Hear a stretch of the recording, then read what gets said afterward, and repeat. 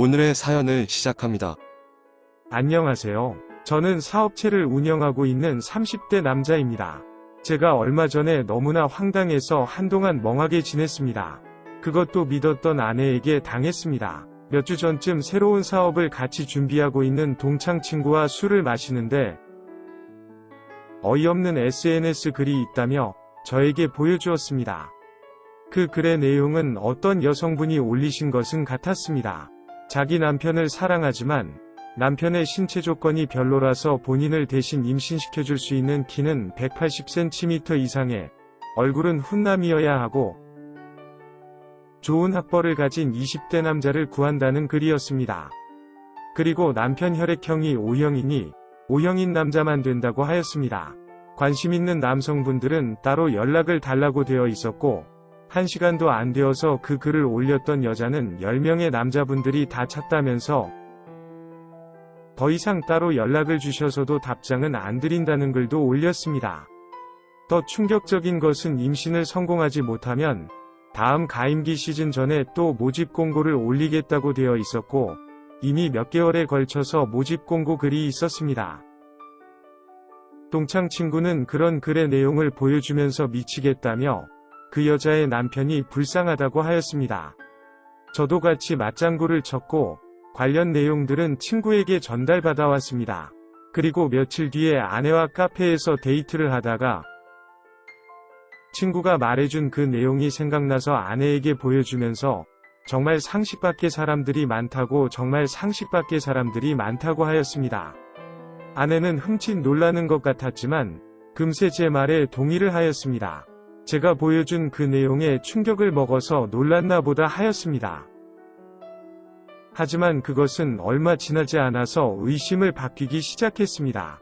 아내는 화장실을 다녀온다며 자리를 비웠습니다. 저는 그 SNS에 글과 달린 댓글을 읽고 있는데 갑자기 글이 삭제되고 안 보이는 것이었습니다.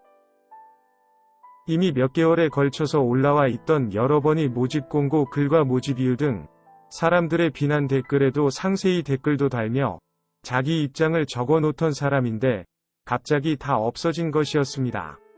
이제 임신이 되어서 게시글을 내린 건가 라는 생각하고 있었는데 화장실에 다녀온 아내의 표정이 창백했습니다. 딱 거짓말을 하거나 잘못했을 때 나오는 표정이었습니다. 무슨 일이 있냐고 물었지만 괜찮다며 신경 쓰지 말라고 하였습니다. 그 데이트 이후로 항상 손에 꼭 핸드폰을 쥐고 있었고 가끔 제가 아내 핸드폰을 만질 때면 급하게 전화를 해야 한다며 가지고 가버렸습니다. 하지만 아내도 사람이기에 며칠이 지나면서 그 경계는 느슨해졌고 평소처럼 아내의 게임을 키워주다가 SNS 구경을 하게 되었습니다. 한참을 보고 있는데 못 보던 다른 아이디가 있었고 새로 만들었나 궁금해서 들어가 보니 어디선가 많이 본 메인 글과 메인 사진들이 있었습니다. 그리고 수많은 남자들에게 받은 메시지가 한가득이었고 그 메시지 안에는 프로필과 사진들이 있었습니다. 혈액형 O형이라는 것과 나이, 학벌, 키, 몸무게, 사는 곳 등이 적혀 있었습니다. 순간 그 어이없었던 SNS의 여자가 제 아내라는 것을 단번에 알 수 있었습니다. 메시지들을 읽다 보니 실제로 그 남자들과 만남을 가졌고 심지어 제 집에서 만남을 가진 남자들도 수두룩하였습니다. 대충 어림잡아서 50명도 넘었습니다. 한 번 만남을 가질 때마다 1시간 간격으로 2번씩 하였고 그 중에는 궁합도 잘 맞는 남자도 있었는지 주기적으로 보는 남자도 3명이나 있었습니다. 순간 아무 말도 못하고 급한 약속이 있다며 집을 나왔습니다. 동창 친구에게 SNS에 그 여자가 내 아내라고 말도 못하고 누구에게 말을 하고 조언을 구해야 할지도 막막했습니다. 한참을 고민을 해도 답이 나오지 않았습니다. 며칠을 고민하였고 무언가 변한 제 태도에 아내가 이상함을 느꼈는지 무슨 일이 있냐며 자기한테 말해보라며 자꾸 말을 거는데 아내 폰에서 보았던 모든 내용을 다 말해주었습니다. 그리고 이미 증거들이 제 폰에 있다면서 보여주었습니다. 아내는 아무 말도 못하고 한참 동안 고개를 숙이고 있었습니다. 뭐라도 말을 해보라는 제 말에 하염없이 웃기만 하였습니다. 계속 아무 말도 하지 않으면 이 모든 사실을 인정한다는 걸로 알겠다고 하였는데도 아무 말도 하지 않고 울기만 하였습니다. 무슨 변명이라도 하던지, 잘못했다고 사과를 하던지, 아니라고 부정이라도 하던지, 어떤 반응이라도 보이면 차라리 화가 덜 났을 것 같습니다. 제가 원체 급한 성격이다 보니 너무 화가 났고 장인장모님께 전화를 드려서 당장 저희 집으로 오시라고 하였습니다. 저의 무례한 태도에 큰일이 났음을 인지하셨는지 아무 말 없이 몇 시간 거리를 바로 달려오셨습니다. 오시자마자 가지고 있던 사진 자료들을 보여드렸지만 잘 이해하시지 못하는 것 같아서 말로 전부 다 설명드렸고 절대 자기 딸은 그럴 사람이 아니라면서 저보고 뭔가 단단히 오해를 한 것 같다고 하였습니다. 하지만 말없이 울고 있는 아내를 보시고도 그런 말씀이 나오시냐고 물었고 장모님께서 무슨 말이라도 해보라며 닥달하기 시작했습니다. 아내는 다 맞고 사실이라며 더 이상 무슨 말을 할 수 있냐고 하더군요. 도대체 왜 그랬냐고 묻자 제가 너무 못생기고 키도 작아서 아내의 이상형은 아니었지만 집안도 좋고 돈도 많이 벌고 자기한테 잘해줘서 결혼을 했다고 하였습니다. 그렇게 살다 보니 저를 점점 더 좋아하게 되었고 완벽한 결혼 생활이라 생각하며 잘 살고 있었다고 하였습니다.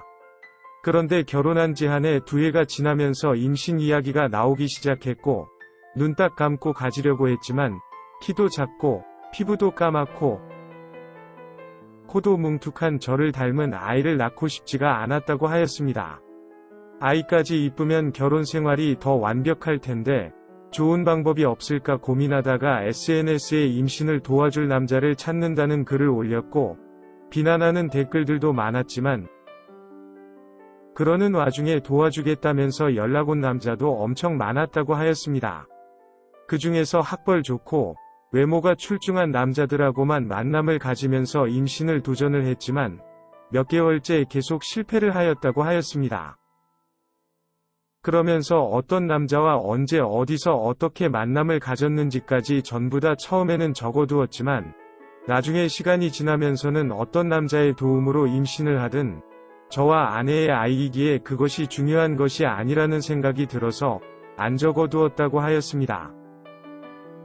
장모님은 한숨을 쉬시면서 결국 김서방이 하는 말이 다 맞는 거라며 한참 동안 말을 하지 못하셨습니다. 장인어른께서는 저에게 미안하다는 말만 하시고는 저희 집에서 먼저 나가셨습니다. 얼마 지나지 않아 장모님도 장인어른의 전화를 받고서는 가셨습니다. 아내는 정말 잘못했다면서도 이런 자기의 마음을 조금도 이해해 줄 수는 없냐고 묻는 것이었습니다. 이왕이면 외모적으로 훌륭한 아이면 저도 좋은 거 아니냐고 하는 말에 제가 아내에게 학벌도 떨어지고 머리도 나쁜 당신보다 더 똑똑하고 더 예쁘고 더 정상적인 사고방식이 박힌 여자를 통해서 아이를 낳아서 오면 이해할 수 있냐고 물었더니 그 아이는 자기가 낳은 아이가 아니니까 싫다고 하더군요. 제가 너무 어이가 없어서 그럼 다른 남자의 도움으로 낳은 아이는 제 핏줄의 아이가 아니니까 저도 싫다고 하였습니다. 그랬더니 또 똑같은 말을 하면서 말을 걸어오길래 더 이상 할 말이 없으니 이혼하자고 하였습니다.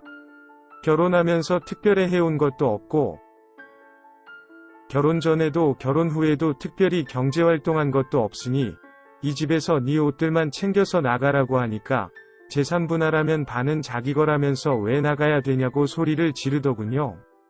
마음대로 생각하라고 한 뒤에 그냥 제가 나왔습니다. 그리고 며칠 뒤 이혼 서류를 보냈더니 대뜸 회사로 찾아와서는 자기가 잘못했다면서 평생 갚으면서 제 아이도 낳고 얌전히 살겠다고 하는 것이었습니다.